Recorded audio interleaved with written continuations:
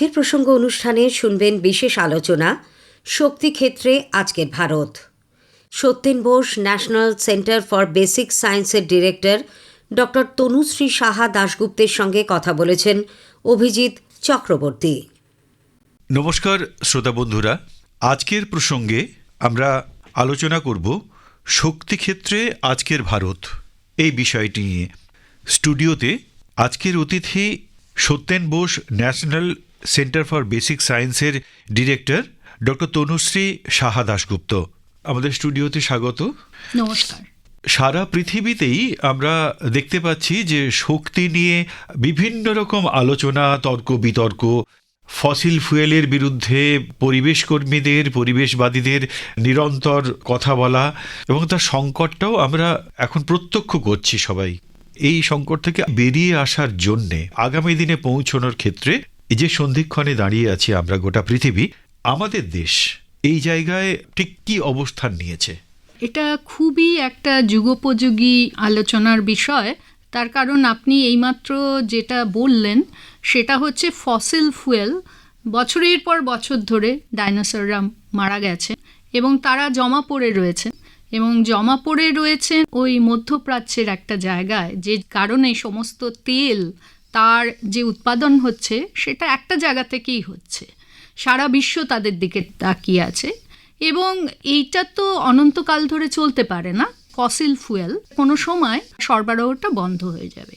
কাজেই বিকল্প শক্তির যে ব্যবস্থা সেটা করার জন্যে সারা বিশ্ব তাকিয়ে আছে এবং ভারতবর্ষও তার ব্যতিক্রম নয়। একটা টার্ম আছে, সেটাকে বলা হয় alternative energy sources. Alternative energy সোর্সের ভেতরে বিভিন্ন বিষয়গুলো উঠে আসছে। একটা হতে পারে হাইড্রোজেন থেকে শক্তি উৎপাদন করা এবং সেটা কিভাবে ক্লিনভাবে করা যায়, গ্রিনভাবে করা যায়। আপনি বললেন পরিবেশবিদরা, তার মানে হাইড্রোজেন উৎপাদন করতে গিয়ে পরিবেশের আমার যে ভারসাম্য সেটা যেন নষ্ট না হয়, সেটাকে বলা হয় ক্লিন এবং গ্রিন হাইড্রোজেন প্রোডাকশন। হাইড্রোজেনকে মনে করা হয় বিরাট একটা শক্তির উৎস হিসেবে, যেটা ব্যবহার করা হয়নি। ভারতবর্ষের মতো দেশে সৌরশক্তি একটা বড় শক্তি, কারণ আমাদের দেশে সূর্যের দাক্ষিণ্য থেকে আমরা প্রচণ্ডভাবে উপকৃত এবং বলাই হয় যে তুলনামূলকভাবে আমাদের দেশে কিরণটা অনেক বেশি সময় ধরে পাওয়া যায়, যেটা ইউরোপে যেটা সম্ভব নয়। কাজেই ভারতবর্ষ যেন সেইটার থেকে মুনাফাটা তুলতে পারে, সেই দিকে ভারতবর্ষের সরকার এখন ভীষণভাবে মনোযোগী হয়েছেন। প্রাইম মিনিস্টার সূর্য ঘর বলে একটা প্রকল্প চালু হয়েছে। আমাদের অর্গানাইজেশনেও সোলার প্যানেল লাগিয়ে, কারণ অনেকটা সময় ধরে রোদ থাকে, তার থেকে কিভাবে এনার্জি উৎপাদন করা যায়, শক্তি পাওয়া যায়। এবং পুরো যে ধারণাটা সেটা হচ্ছে সেটা একটা গ্রিডে ফিট করবে। তার মানে ধরুন আপনার বাড়ির ছাদে আপনি কিছু সোলার প্যানেল লাগালেন, তাই দিয়ে যে শক্তি উৎপাদন হলো সেটা আপনি ব্যবহার করার পরেও কিছুটা উদ্বৃত্ত থাকবে এবং সেই উদ্বৃত্তটা একটা গ্রিডে ফিট করা হবে এবং তার থেকে আপনি কিছু অর্থ উপার্জন করতে পারবেন। এটা যে শুধু আপনিই শক্তি উৎপাদন করে স্বনির্ভর হচ্ছেন তা নয়, আপনি পুরো দেশটাকে স্বনির্ভর করছেন শক্তির ক্ষেত্রে। নাগরিক হিসেবে একটা ডিউটিও, একটা কর্তব্য অবশ্যই আমাদের কর্তব্যের মধ্যে পড়ে, কারণ আমরা সবাই একদিন না একদিন এটা দিয়ে এফেক্টেড হব। কারণ যেদিন এনার্জির উৎপাদন চলে যাবে সেদিন আপনার সমস্ত কিছু এফেক্টেড হবে। বাজারে চলে এসছে ইলেকট্রিক্যাল ভেহিকলস, তার কারণ ওই যে ফসিল ফুয়েল যেই ফুরিয়ে যাবে, এই যে পেট্রোল ডিজেলে গাড়ি চলতো সেটা বন্ধ হয়ে যাবে। নতুন টেকনোলজি আসছে যেখানে ব্যাটারি ব্যবহার করা হচ্ছে। ইলেকট্রিক্যাল ভেহিকল যে ব্যাটারি ব্যবহার করা হয় এখন, তার অন্যতম যে উপাদানটা আছে সেটা হচ্ছে লিথিয়াম, যেগুলোকে এখন আলোচনায় মাঝে মাঝে বিরল ধাতু বলা হচ্ছে। তার কারণ এত লিথিয়াম আমাদের নেই, তাই দিয়ে ব্যাটারির যে যোগান সেটা করা হবে। কিছু ধাতুকে বলা হয় বিরল ধাতু। কেন বিরল? আমার কতখানি ডিমান্ড আর কতখানি সাপ্লাই, তার উপরে নির্ভর করে যে মৌলিক উপাদান আছে তার দাম নির্ধারিত হয়।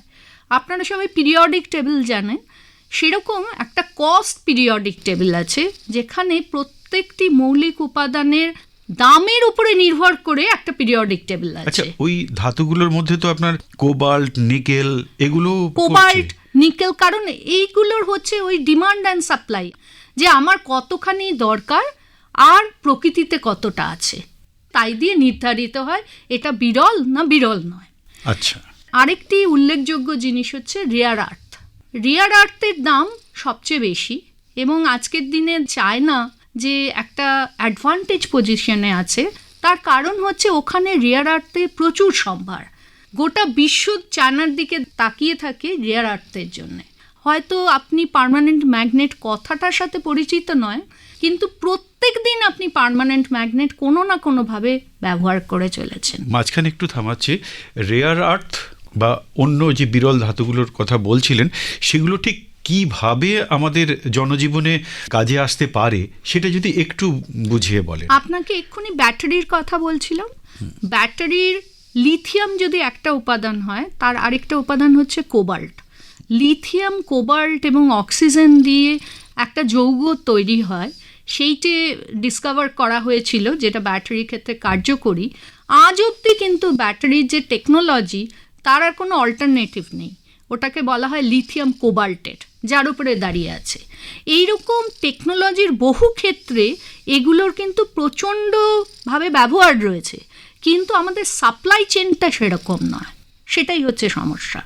সেই রকম রেয়ার আর্থের ক্ষেত্রে ভারতবর্ষের সরকার এবং সারা পৃথিবী জুড়ে কোন কোনগুলো বিরল ধাতু সেগুলো আইডেন্টিফাই করা হয়েছে এবং তার সংখ্যাটা 5 পৃষ্ঠা জুড়ে, এক পাতা নয়। এবং ভারতবর্ষের সরকার এখন একাধিক মিশন নিয়েছেন, তার মধ্যে একটা হচ্ছে ক্রিটিক্যাল মিনারেল মিশন। এই ক্রিটিক্যাল মিনারেল মানে বিরল ধাতু। সেই ক্রিটিক্যাল মিনারেল মিশন, তার কিছু কিছু হাব তৈরি করা হয়েছে মেইন গবেষণা ক্ষেত্র, কারণ এর জন্য অনেকটা গবেষণার দরকার আছে। ক্রিটিক্যাল মিনারেলগুলো, সেগুলোর দুটো জিনিস। একটা হচ্ছে যে ধরুন একটা ওরের ভেতরে মিনারেলগুলো মিশে রয়েছে, তো আমাদেরকে তাদের ফিল্টার করে বের করতে, তার জন্যে কী ধরনের কেমিক্যাল ব্যবহার করা হবে, কী ধরনের রাসায়নিক যৌগ ব্যবহার করা হবে, সেটা কিন্তু একটা গবেষণার বিরাট ক্ষেত্র।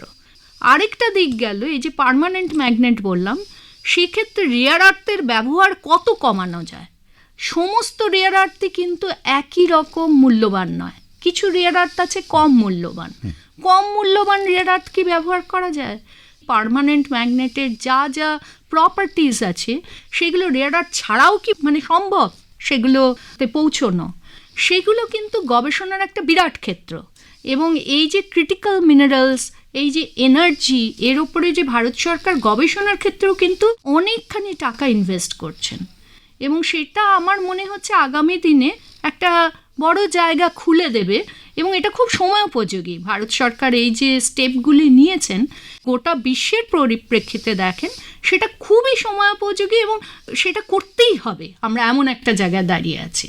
এই সঙ্গে যদি একটু বলেন যে যে সমস্ত ধাতুগুলোর আলোচনা আপনি করছিলেন, যে ক্ষেত্রে বলা হচ্ছে চীন অনেক বেশি তার সম্পদ সঞ্চয় রয়েছে, আমাদের দেশে সেই সঞ্চয়ের পরিমাণটা কী রকম? আমাদের দেশে সেই সঞ্চয়ের পরিমাণটা খুব কম, কিন্তু কম হলেও যেটা সবচেয়ে বড় তার মধ্যে বাধা হয়ে দাঁড়িয়েছে, সেটা হচ্ছে কিভাবে এক্সট্র্যাক্ট করবেন। কারণ অনেকগুলো জিনিস মিশে রয়েছে, তার মধ্যে থেকে একটা স্পেসিফিক জিনিসকে বের করতে হবে। অল্টারনেটিভ ভাবা হচ্ছে, ধরুন আমার কাছে যে সম্ভার নেই সেটা নেই, কিন্তু যেটুকু আছে আমি কি তার পূর্ণ ব্যবহার করতে পারছি, সেটার ক্ষেত্রে এক্সট্রাকশন বিকামস ইম্পর্টেন্ট। আর অন্য জিনিস হচ্ছে যে আমি কোনো একটা অল্টারনেটিভ ভাবতে পারি কিনা, যেটা পার্মানেন্ট ম্যাগনেটের ক্ষেত্রে ওই রেয়ার আর্থের বদলে আমি যদি অন্য কিছু ব্যবহার করতে পারি, কিন্তু তার যে প্রপার্টি, তার যে জিনিসগুলো আমার টেকনিক্যাল জিনিসে কাজে লাগে, সেই অবধি পৌঁছতে পারি কিনা। সেগুলোও কিন্তু একটা গবেষণার বিরাট ক্ষেত্র। একেবারে বেসিক রিসার্চ এবং টেকনোলজি, এগুলো কিন্তু হাত ধরাধরি করে চলে।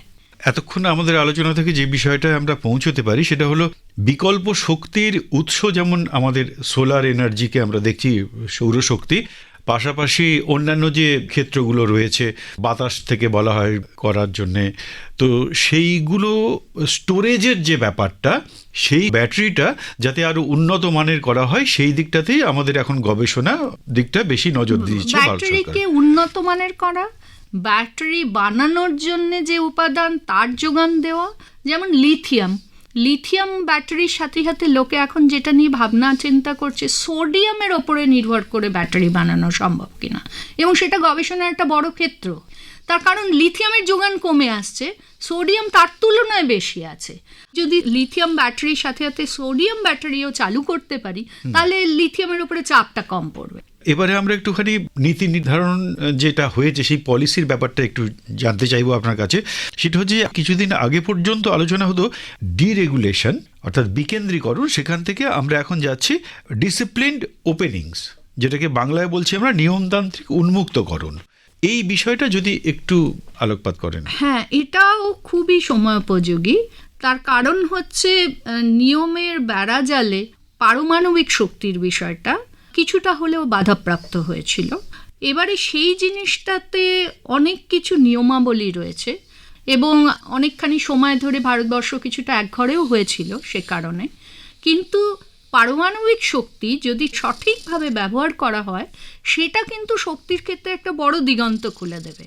কাজেই আমাদের সরকার যে একটা উন্মুক্ত পলিসি, সেই উন্মুক্ত পলিসির দিকে গিয়েছে, সেটা আমি মনে করি একটা উল্লেখযোগ্য পদক্ষেপ, একটা সদর্থক জিনিস। তার কারণ সমস্ত দেশেই যদি দেখেন, সরকার একার পক্ষে কিন্তু সমস্ত কিছু করে আসা সম্ভব নয়। আমাদের কিছুটা প্রাইভেট সেইটার দিকে যদি না এগোতে পারি, তাহলে কিন্তু আমাদের পুরো জিনিসটা খুব সীমাবদ্ধ হয়ে যাবে।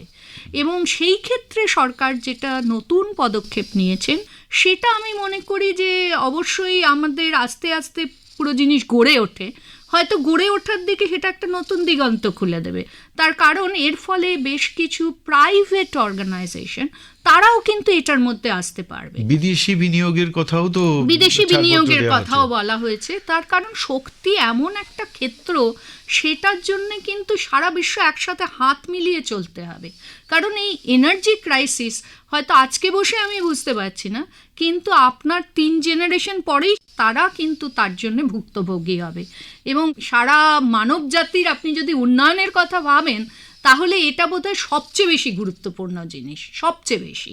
মানে আমাদের যে পারমাণবিক চুক্তি যেটা শুরু হয়েছিল কয়েক দশক আগে, সেইটা আরো গতি পাচ্ছে, আপনি বলছেন। সেটা আরো গতি পাচ্ছে এবং আমি মনে করি এটা খুব সময়োপযোগী একটা পদক্ষেপ। আমরা প্রায় শেষ পর্যায়ে এসে গেছি। 2025 সালে ভারত সরকার যেটা বললেন যে সংস্কার নয়, এবার সংস্কার থেকে আমাদের বাস্তবতায় ফিরতে হবে। সুস্থায়ী উন্নয়নের কথা যেটা বলা হচ্ছে, সেক্ষেত্রে সেই বাস্তবতার কথা বলা হলো। এই বিষয়টায় শক্তি উৎপাদনের ক্ষেত্রে যে পদক্ষেপ, সেইটা কতখানি দুটোকে সংযুক্ত করছে বলে আপনি মনে করেন? আপনি এক্ষুনি যে কথাটা বললেন যে বাস্তববাদী হতে হবে, অবশ্যই আমাদের কিছু পলিসিস আছে, আমাদের কিছু ধ্যান ধারণা আছে, কিন্তু সবার শেষে আমাদের বাস্তববাদী হতে হবে। এই যে উন্মুক্ত করে দেওয়া, যেখানে প্রাইভেট এবং বিদেশি বিনিয়োগ, সেইটা ওই বাস্তববাদিতারই একটা উদাহরণ। কারণ দিনের শেষে আমার কাছে একটা সমস্যা আছে, সেই সমস্যাটার আমার একটা সলিউশন বের করতে হবে, এবং সেই সলিউশন বের করার জন্যে এটাই কিন্তু একটা খুব ডেলিকেট ব্যালেন্স বা ডেলিকেট ভারসাম্য। সেখানে হচ্ছে বাস্তববাদী তার সাথে আমার নীতি, তার একটা সম্মেলন ঘটানো। আমি মনে করি যে এটা খুবই একটা শক্ত কাজ। এতে নানা রকম ডিবেট তৈরি হতে পারে, অনেক কিছুই তৈরি হতে পারে, কিন্তু কোথাও গিয়ে এনার্জি ক্রাইসিসের বিষয়টা এতটাই ইম্পর্ট্যান্ট বিষয়, এই বিষয়টাকে সলিউশন করার জন্যে আমাদের যত রকমভাবে দরকার, যত রকমভাবে বাস্তবায়ন সম্ভব, তার ভেতর দিয়ে যেতে হবে।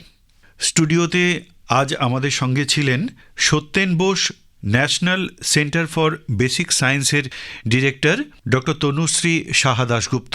ম্যাডাম, আমাদের স্টুডিওতে আসার জন্য আপনাকে অসংখ্য ধন্যবাদ জানাই। নমস্কার, অনেক ধন্যবাদ। শুনলেন বিশেষ আলোচনা শক্তি ক্ষেত্রে আজকের Bharat. Satyen Bose, national centre for basic সায়েন্সের ডিরেক্টর ডক্টর তনুশ্রী সাহা দাশগুপ্তের সঙ্গে কথা বললেন অভিজিৎ চক্রবর্তী। শব্দ সম্পাদনায় সাধনা দাস বসু।